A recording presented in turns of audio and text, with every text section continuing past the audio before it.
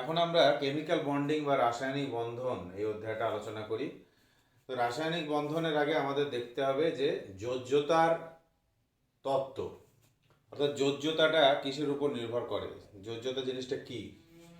এই যোজ্যতা হচ্ছে ইলেকট্রন বিন্যাসের উপর ভিত্তি করে যোজ্যতার তত্ত্ব দিয়েছিলেন দুজন বিজ্ঞানী, লুইস এবং কোসেল। So Lewis and Cossel were the pioneers in developing the theories of valency based on the electronic configuration and atomic theory. অর্থাৎ পরমাণুর গঠন এবং ইলেকট্রন বিন্যাসের উপরে ভিত্তি করে যোজ্যতা কি হবে সেই জিনিসটার উপর দাঁড়িয়ে এই রাসায়নিক বন্ধনের আলোচনাটা হবে। এই থিওরিটা পরবর্তীকালে ল্যাংমুর এটাকে আরেকটু বিস্তৃত করেছেন। আচ্ছা, এবারে হচ্ছে যে যোজক ইলেকট্রন বা ভ্যালেন্স ইলেকট্রনটা কাকে বলে। পরমাণুর যোজন কক্ষের অর্থাৎ সর্ববহিস্থ কক্ষের এক বা একাধিক ইলেকট্রন রাসায়নিক বিক্রিয়ায় অংশগ্রহণ করে। এই বাইরের কক্ষের ইলেকট্রনগুলোকে বলা হয় যোজক ইলেকট্রন বা valence electron. So one or more than one electrons of the valence shell, that is the outermost cell of an atom, participates in the chemical reaction. These electrons are called valence electrons. মানে বাইরের কক্ষে যে ইলেকট্রনগুলো রয়েছে সেই ইলেকট্রনগুলো রাসায়নিক বিক্রিয়ায় অংশগ্রহণ করে। কোনো কোনো ক্ষেত্রে রাসায়নিক বিক্রিয়াতে অংশগ্রহণ করে একদম বাইরের কক্ষের ইলেকট্রন আর তার আগের কক্ষের ইলেকট্রন রাসায়নিক বিক্রিয়ায় অংশগ্রহণ করে। একটু উদাহরণ নেওয়া যাক, যেমন এইখানটাতে করছি যেমন সোডিয়াম একটা উদাহরণ নিই। সোডিয়াম খুব সহজ একটা কমন উদাহরণ। সোডিয়াম হচ্ছে 11টা প্রোটন আছে। 11টা প্রোটন থাকলে 11টা ইলেকট্রন রয়েছে, 11 ইলেকট্রনস আর প্রেজেন্ট। সেই 11 ইলেকট্রনসের হচ্ছে প্রথম কক্ষে 2টো ইলেকট্রন রয়েছে, তারপরের কক্ষে 8টা ইলেকট্রন রয়েছে, তারপরের কক্ষে একটা ইলেকট্রন রয়েছে। আর ইলেকট্রন বিন্যাসটা কীরকম হচ্ছে 1s2 2s2 2p6, তারপরে হচ্ছে 3s1। এটা হচ্ছে ইলেকট্রন বিন্যাস। প্রথমে এটা আমি এরকম করে দিলাম, এটা হচ্ছে কে কক্ষ, কে এল এম। কে এল এম এই তিনটে কক্ষ আছে। প্রথম কক্ষে 2, তারপরে কক্ষে 8, তারপরে কক্ষে 1 ইলেকট্রন আছে। অর্থাৎ 1s2 2s2 2p6 3s1 এই 11টা 11 number of electrons are present. So in the first subset 1s, then 2s, then 2p, then 3s1. তার মানে কি হচ্ছে বাইরের কক্ষ, এখানে হচ্ছে 3 নম্বর কক্ষ, এই 3 নম্বর কক্ষে একটা ইলেকট্রন রয়েছে, তাহলে তার যোজ্যতা বা valency, so valency of sodium will be 1 and the number of valence electron অর্থাৎ যোজক ইলেকট্রনের সংখ্যা হবে 1। এই একটা ইলেকট্রনই রাসায়নিক বিক্রিয়াতে অংশগ্রহণ করবে সোডিয়ামের ক্ষেত্রে। একই ঘটনা ঘটবে লিথিয়ামের ক্ষেত্রেও। লিথিয়ামে যেমন হচ্ছে 3, প্রথম কক্ষে 2টো, পরের কক্ষে 1টা, তার মানে এর ইলেকট্রন বিন্যাসটা কি 1s2 2s1। প্রথম কক্ষে 2টো ইলেকট্রন আছে, পরের কক্ষে একটা ইলেকট্রন আছে। এই যে একটা ইলেকট্রন থাকছে, এই একটা ইলেকট্রন থাকার মানেটা হলো কি, একটা ইলেকট্রন থাকার মানেটা হলো যে এখানে এই যে 1 ইলেকট্রন, এই একটা ইলেকট্রন এটাই রাসায়নিক বিক্রিয়াতে অংশগ্রহণ করবে, আর এটাই হচ্ছে যোজক ইলেকট্রন বা ভ্যালেন্স ইলেকট্রন। তার মানে এই লিথিয়ামের ক্ষেত্রে বা সোডিয়ামের ক্ষেত্রে যোজ্যতা বা ভ্যালেন্সি হচ্ছে 1। তার মানে কি হবে, যখন সোডিয়াম অন্য কারোর সঙ্গে বিক্রিয়া করতে আসবে, যেমন ক্লোরিনের সাথে বিক্রিয়া করতে আসে বা ফ্লোরিনের সাথে বা ব্রোমিনের সাথে বিক্রিয়া করতে আসে, তখন কি হবে সোডিয়ামের এই বাইরের কক্ষ থেকে এই ইলেকট্রনটা বেরিয়ে যাবে, একটা ইলেকট্রন বেরিয়ে যাবে, বেরিয়ে গিয়ে সোডিয়ামটা Na+ হয়ে যাবে, অর্থাৎ তার যোজ্যতা হবে 1। অর্থাৎ মানে ভ্যালেন্সিটা হচ্ছে 1।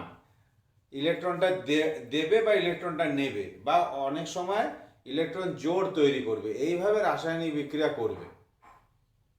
তো এইভাবে যে রাসায়নিক বিক্রিয়া বা কেমিক্যাল বন্ডিংটা করবে, তার মানেটা কি, তার মানেটা হচ্ছে একটা মৌল আর একটা মৌলের সাথে বা একটা মৌল আরো একের বেশি মৌলের সাথে রাসায়নিকভাবে যুক্ত হচ্ছে।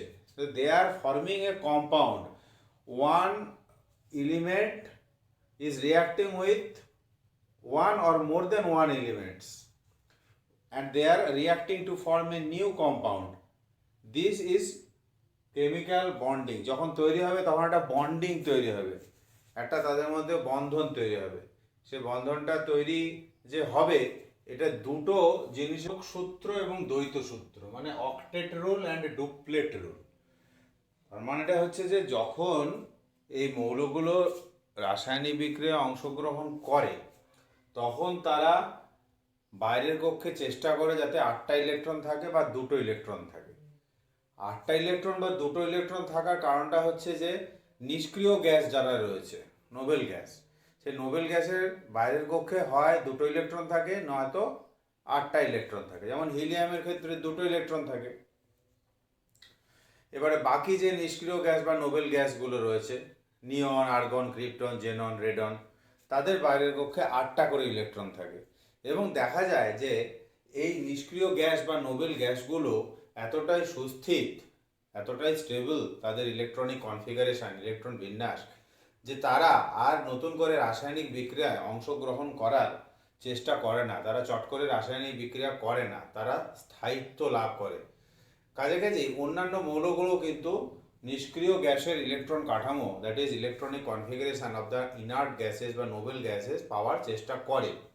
এই পাওয়ার চেষ্টা যে করে, তারা চেষ্টা করে বাইরের কক্ষে যাতে 8টা ইলেকট্রন বা 2টো ইলেকট্রন হয়ে যায়। এটাকে বলে অষ্টক সূত্র এবং দ্বৈত সূত্র, that is octet rule and duplet rule. অর্থাৎ রাসায়নিকভাবে সুস্থিত হওয়ার জন্য বিভিন্ন মৌল নিজ নিজ যোজন কক্ষে ইলেকট্রন গ্রহণ বা যোজন কক্ষ থেকে ইলেকট্রন বর্জন, মানে ইলেকট্রন ছেড়ে দেওয়া, বা ইলেকট্রন জোড় গঠনের মাধ্যমে নিষ্ক্রিয় মৌলের ইলেকট্রন বিন্যাস তথা অষ্টক লাভের প্রবণতা দেখায়। একে যোজ্যতার অষ্টক সূত্র বলে। কোনো কোনো ক্ষেত্রে বাইরের কক্ষে 2টি ইলেকট্রন লাভের চেষ্টা করে, এটাকে দ্বৈত সূত্র বা ডুপ্লেট রুল বলে।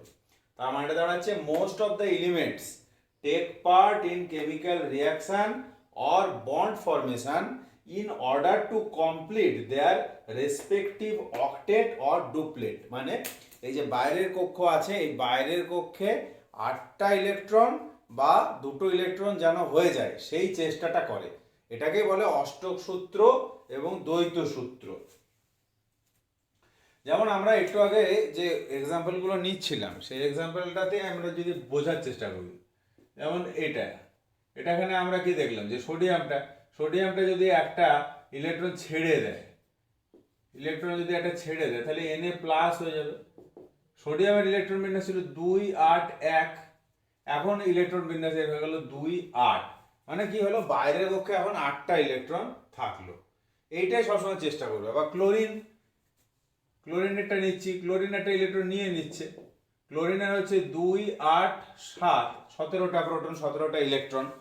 একটা ইলেকট্রন নিয়ে নিলে এটা হয়ে যাবে 2 8 8, মানে এক্ষেত্রেও বাইরের কক্ষে 8টা ইলেকট্রন হয়ে গেল। আচ্ছা, আবার কোনো কোনো ক্ষেত্রে যেমন লিথিয়ামের ক্ষেত্রে কি 2 1, তখন সে কি করবে, একটা ইলেকট্রন ছেড়ে দিয়ে 2 হয়ে যাবে। তো এইভাবে হচ্ছে যে দ্বৈত তখন গঠন করবে, মানে 2টো ইলেকট্রন থাকবে বাইরের কক্ষে। আর এখানে সোডিয়ামের ক্ষেত্রে বাইরের কক্ষে হচ্ছে যে 8টা ইলেকট্রন থাকবে। তাহলে এই যে 8টা ইলেকট্রন থাকছে বা 2টো ইলেকট্রন থাকছে, সেটাই হচ্ছে দ্বৈত সূত্র বা এবং হচ্ছে অষ্টক সূত্র। যেমন লিথিয়ামেরটা আমি এখানে লিখে নিচ্ছি, লিথিয়াম হচ্ছে 3, তার মানে হচ্ছে 2 1, এর ইলেকট্রন বিন্যাস হচ্ছে 2 1, একটা ইলেকট্রন যখন ছেড়ে দিচ্ছে Li প্লাস হয়ে যাচ্ছে, তখন এর ইলেকট্রন বাইরের কক্ষে হয়ে গেল 2।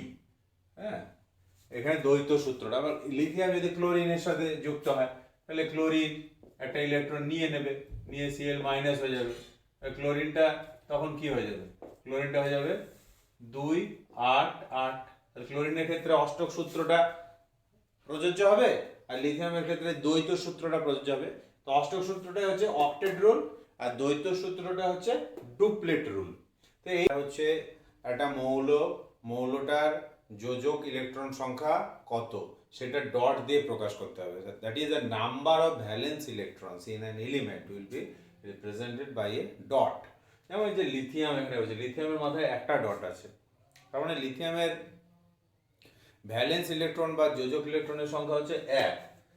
এখানে বেরিলিয়ামের মাথায় 2টো ডট আছে, তার মানে বেরিলিয়ামের ভ্যালেন্স ইলেকট্রন বা যোজক ইলেকট্রনের সংখ্যা হচ্ছে 2। বোরন 3টে ডট দিয়েছি, যোজক ইলেকট্রনের সংখ্যা 3। কার্বন 1 2 3 4 চারটে ইলেকট্রন দিয়ে দিয়েছি, তার মানে কার্বনের ক্ষেত্রে যোজক ইলেকট্রন বা ভ্যালেন্স ইলেকট্রন সংখ্যা হচ্ছে 4। এরকম নাইট্রোজেনে 5, অক্সিজেনে 6, ফ্লোরিনে 7টা ডট আছে, নিয়নে 8টা ডট আছে, 1 2 3 4 5 6 7 8। মানে এখানে যোজক ইলেকট্রন বা ভ্যালেন্স ইলেকট্রন, তার মানে হলো বাইরের কক্ষের ইলেকট্রন 8টা। আর আমরা জানি 8টা থাকলে অষ্টক পূর্তি হয়ে যায়, অক্টেট ফিল হয়ে যায়। লিথিয়ামটা বেরিলিয়ামটা আমরা একটু চেক করে নিই। আমরা দেখি লিথিয়াম, আমি আগেও বলেছি লিথিয়াম হচ্ছে 3টে প্রোটন আছে, মানে 3টে ইলেকট্রন আছে। 3টে ইলেকট্রন থাকে মানে প্রথম কক্ষে 2টো ইলেকট্রন আছে, পরের কক্ষে 1টা ইলেকট্রন আছে, তার মানে ভ্যালেন্স সেল। আচ্ছা, এটা আমি এটাও লিখে দিই পাশাপাশি যে 1s2 2s1, এটা হচ্ছে ইলেকট্রন বিন্যাস, ইলেকট্রনিক কনফিগারেশন। তার মানে আমরা দেখতে পাচ্ছি বাইরের কক্ষে মানে ভ্যালেন্স সেল যেটা যোজক কক্ষ, সেই যোজক কক্ষে একটা ইলেকট্রন আছে, only one electron is present in the valence shell or last shell. সেই জন্য আমরা কি করলাম, এখানে একটা ডট দিলাম। এখানে বেরিলিয়ামে আমরা কি করলাম, বেরিলিয়ামে আমরা এখানে দিলে 4টা প্রোটন আছে, মানে 4টা ইলেকট্রন আছে, তার মানে এখানে 2 2, মানে বাইরের কক্ষে 2টো। তার মানে এখানে কি হচ্ছে 1s2 2s2, বাইরের কক্ষে 2টো ইলেকট্রন আছে, 2টো ডট দিয়ে দেওয়া হলো। বোরন হচ্ছে 5টা proton, 5 protons are present and 5 electrons are present। তার মানে কি হচ্ছে প্রথম কক্ষে 2, পরের কক্ষে 3। বিন্যাসটা এরকম 1s2 2s2 2p1, মানে এটা হলো বাইরের কক্ষ। দ্বিতীয় কক্ষটা হলো বাইরের কক্ষ, এই বাইরের কক্ষে 3টে ইলেকট্রন আছে, সেই জন্য এখানে আমরা কি করলাম 3টে ডট। এই হচ্ছে লুইস সিম্বল বা লুইস প্রতীক। এই লুইস প্রতীক বা লুইস সিম্বলটাতে আমাদের অনেক সুবিধা হয়, মানে কটা ইলেকট্রন আছে যোজক কক্ষে, তার মানে তার যোজ্যতা কত, এই সব বিষয়গুলো আমরা এখান থেকে কিন্তু পেয়ে যাচ্ছি। মানে এখানে আমরা একটা ইলেকট্রন ছেড়ে দিলে এ দ্বৈত সূত্র বা ডুপ্লেট রুলের মধ্যে চলে আসবে। এই ইলেকট্রনটা যদি ছেড়ে দেয় তাহলে এখানে দুটো ইলেকট্রন চলে আসবে।